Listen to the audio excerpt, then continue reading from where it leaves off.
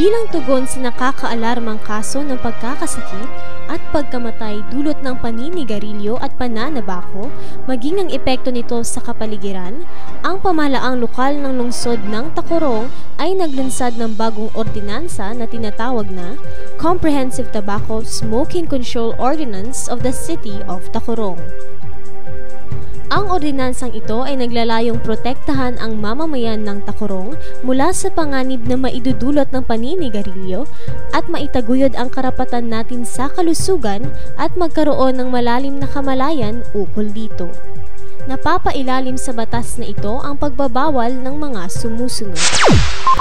Paninigarilyo sa mga lugar na enclosed, pampublikong lugar o sasakyan, at mga lugar o sasakyan na nasasakop ng pamahalaan maliban na lamang sa designated smoking area na itatalaga. Paninigarilyo ng mga menor de edad, sadyang pagpayag at pagpapabaya ng mga magulang sa kanilang menor de edad na anak na manigarilyo at ang pagkukulang ng mga ito sa paggabay sa kabataan ng panganib na dala ng paninigarilyo. Pagbebenta, pamimigay at pagbili ng sigarilyo sa mga lugar na sakop ng gobyerno. Pagbebenta, pamimigay at pagbili ng sigarilyo ng mga menor de edad. Pagbebenta, pamimigay at pagbili ng sigarilyo sa mga eskwelahan at iba pang lugar na madalas pinupuntahan ng kabataan. Paglalagay ng poster o pag-aanunsyo sa kahit anong paraan ng mga produktong may kinalaman sa paninigarilyo.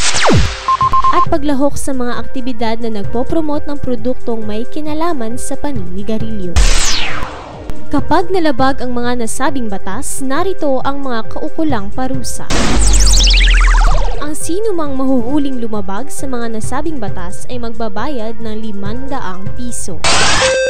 Para sa mga person in charge ng pampubliko, pribado at lugar na pagmamay-ari ng gobyerno, ito'y tumutukoy sa mga president, manager, owner, proprietor, operator, administrator, driver, conductor, employer at iba pa.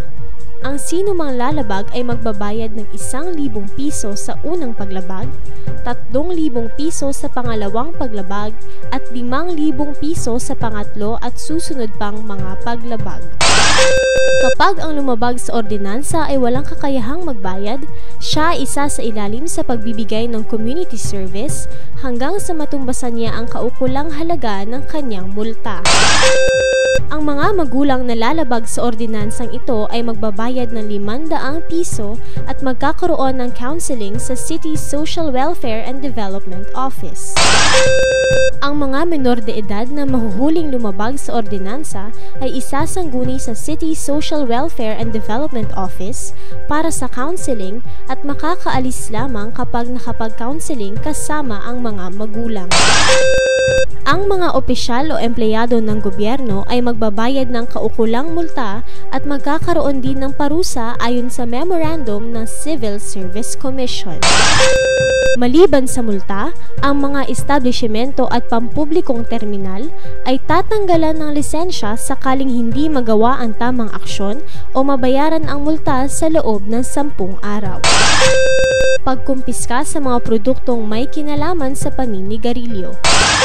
At kapag hindi naisagawa ang natatamang aksyon pagkatapos ng 2 babala o kapag ibinalik ang mga nakumpiskang materyales at nagbebenta pa rin ng sigarilyo kahit nahuli na, ipapasara ang establishmento.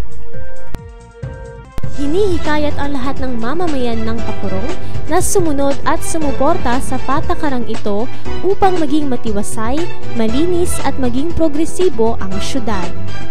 Ang paalalang ito ay hatid sa inyo ng lokal na pamahalaan ng Tacurong sa pamumuno ni Mayor Lina O. Montilla.